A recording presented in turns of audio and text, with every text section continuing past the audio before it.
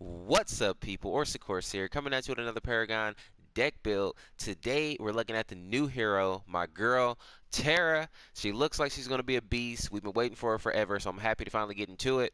So I'm going to build her Death and Knowledge. I know there's a lot of ways that you can build her. You can go more Bruiser tank, you can go heavy tank. I'm going to go very defensive with her. And if you like it, use it. If not, by all means, find a different deck, make your own. Let's go ahead and jump into it. I'll give you my rationale and kind of go over her moveset. So, for me, the first card that I'm going to go with is a Rejuvenator.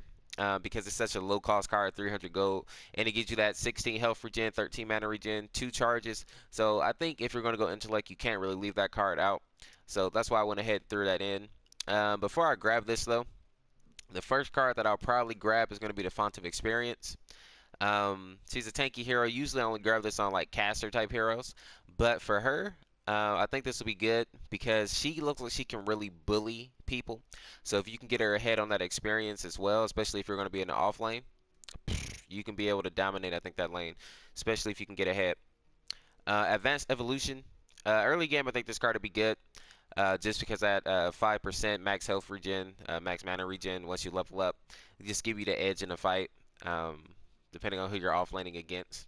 So I like having that card in there. But like I say, very early game for Advanced Evolution. I would drop it off fairly soon. Now right here we have Possessed Spriken. This card right here is optional. I put this card in there because there might be some instances where I think I can use this card and maybe bully early game.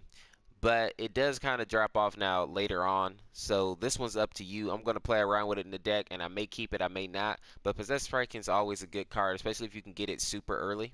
So maybe if you get a kill early on, Possessed Spriken might be the way to go, just to get ahead, bully that lane a little bit. But this card is very optional. I'm going to play around with it and see how it goes.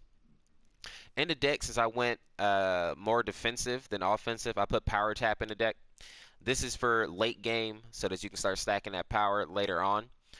Just make you more of a threat. You'll be very tanky, very hard to ignore. Plus, you have that power tap damage building up the longer the game goes.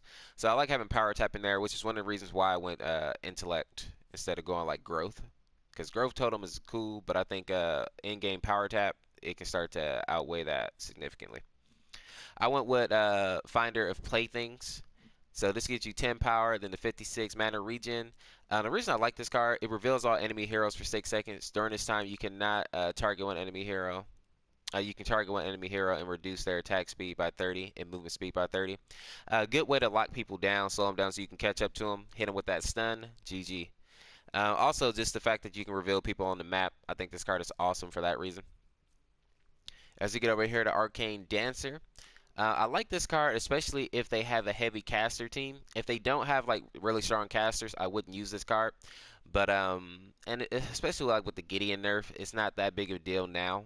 But still, if they have some strong casters like Shimby maybe, this might be a good card to throw on there. 10 power, 205 max health, spell protection. So you activate that, you reduce spell damage taken by 85%. This can make you very tanky. Especially if they do have a lot of caster on the team. So play that one by ear and use it when appropriate. Right here we have Wetware Virus, 100 mana regen, which is whatever. The 18 ability armor is cool. This is not going to be an in-game card. This is a card that you put on maybe about midway through if you see that you might need it. Reduces target enemy heroes attack speed by 50 and basic damage by 50. So like I say, this is another one of those cards that allows you to get in there and kind of bully somebody down.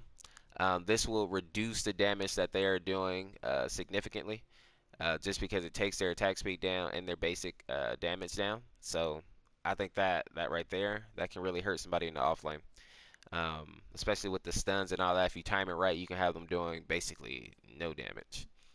Numbing Rogue is another one of those cards that's kind of optional. If they have like some strong melee champions, I would go ahead and throw on the Numbing Rogue because the 300 health is awesome. Plus the 36 basic armor also helps a bunch with that. Now the passive, of course, you reduce their attack speed by 20%. So this right here can really make a difference, especially if you equip this early on. Like late game, the 20%, you're not really going to see it that much on like a Wukong or something like that. But about mid game, you can really feel that, especially if you're on an enemy team. So I really like this card, and anything that you can do to reduce some of the damage your team is taking is a plus. So I say Numbing Rogue if they really have some strong melee fighters.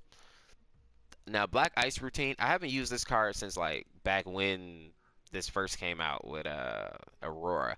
But I think this card will be good for Terra because she is a hero that kind of gets in there, gets into the fight. So this card gives you 17 power, 240 max health, 140 max mana, and then what I like is the actual active. So you deal 250 ability damage to nearby enemies and apply a 50% move speed slow.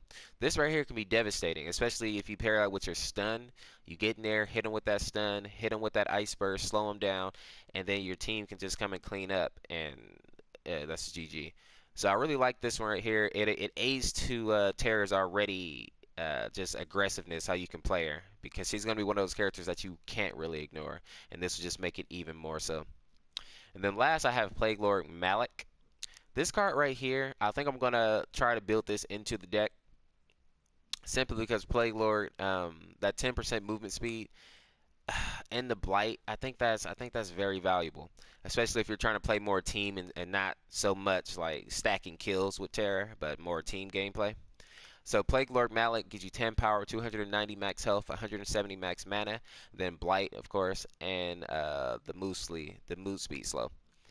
So in game, what I'm thinking most likely I'll have Plague Lord, I'll have Black Ice Routine, and possibly Spriken, depending on how the game goes. If I don't put Spriken in, it'll probably be Plague Lord Malik, Black Ice Routine, and if they have heavy casters, we'll go Arcane Dancer. And if they don't have like super casters that are scaring me, I'll probably go Malik, Black Ice Routine, and then Numbing Rogue.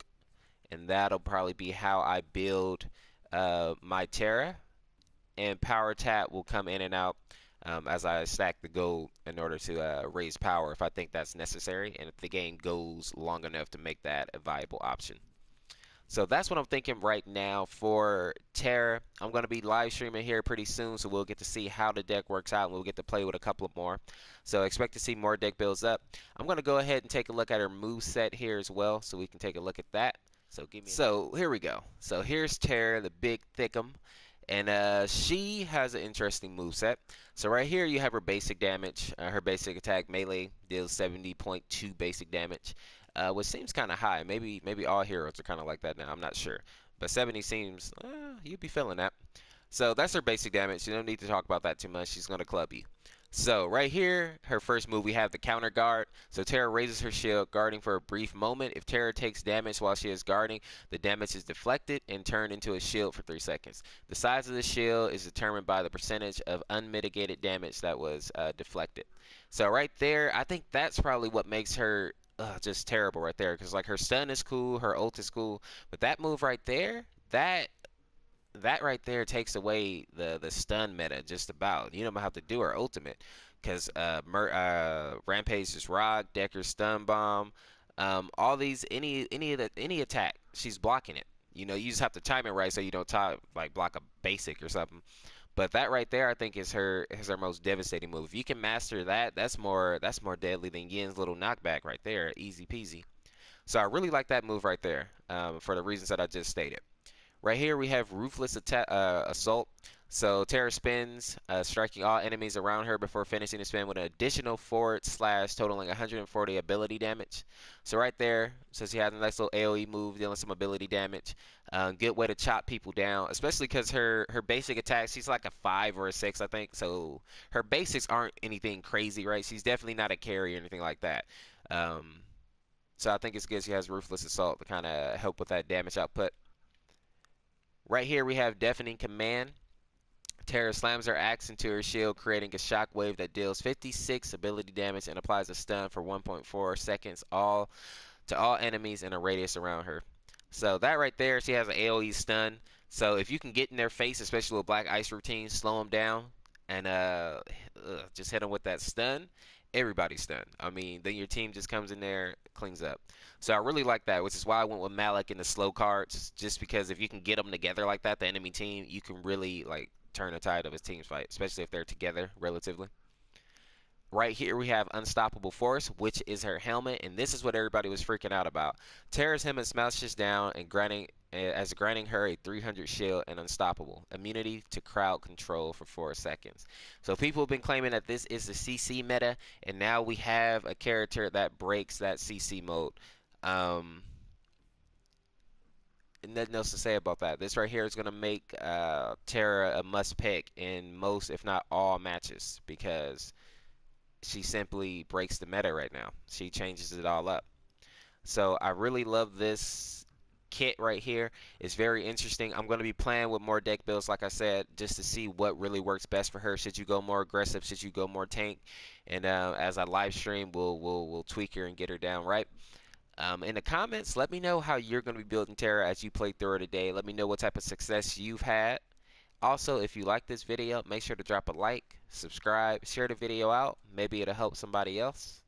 And people, I think that'll be it for me. We're going to live stream here in a second. I hope to see everybody there. Thank you for watching. I appreciate it. We'll see you in the next video. This is Ors, of course. Peace.